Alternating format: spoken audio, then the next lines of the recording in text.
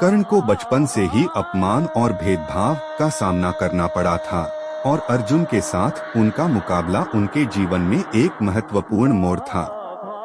अर्जुन ने सार्वजनिक रूप से कर्ण को नीचा दिखाया, जिससे कर्ण के मन में अर्जुन के प्रति क्रोध और प्रतिशोध की भावना पैदा हो गई। कर्ण को बचपन से ही निम्न जाति में जन्म लेने के कारण अपमानित होना पड़ा था।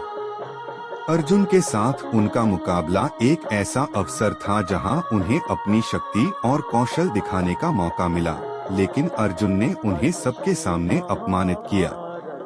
कर्ण अर्जुन की प्रतिभा और सामाजिक स्थिति से ईर्ष्या करते थे। अर्जुन एक राजकुमार थे और उन्हें सभी प्रकार की सुविधाएं और सम्मान प्राप्त था, जबकि कर्ण को अपने पूरे जीवन में संघर्ष करना पड़ा था। दुर्योधन ने कर्ण को हमेशा सम्मान दिया और उनका समर्थन किया। कर्ण ने दुर्योधन के प्रति वफादारी की भावना महसूस की और उसे खुश करने के लिए अर्जुन से बदला लेना चाहते थे।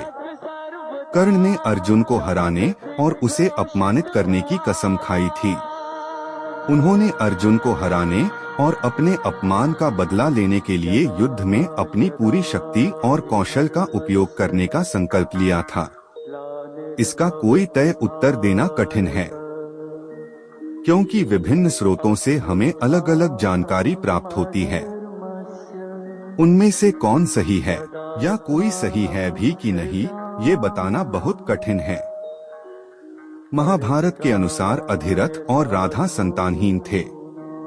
जब उन्हें कर्ण अश्व नदी में मिला तो उन्होंने उसे गोद ले लिया। मूल महाभारत में कर्ण के अतिरिक्त अधिरथ के किसी अन्य पुत्र का वर्णन नहीं दिया गया है।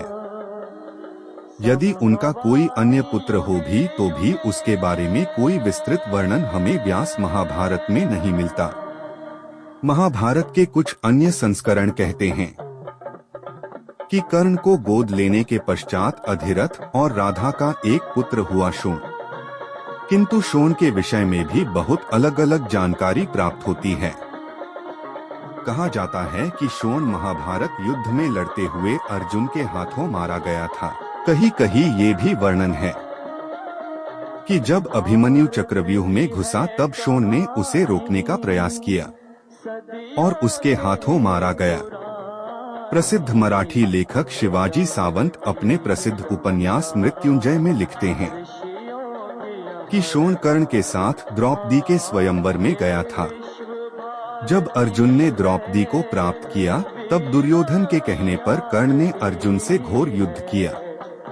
बाद में जब युद्ध समाप्त हुआ तब जाकर कर्ण को पता चला कि उस युद्ध में गलती से अर्जुन के बाणों से शोण की मृत्यु हो गई है।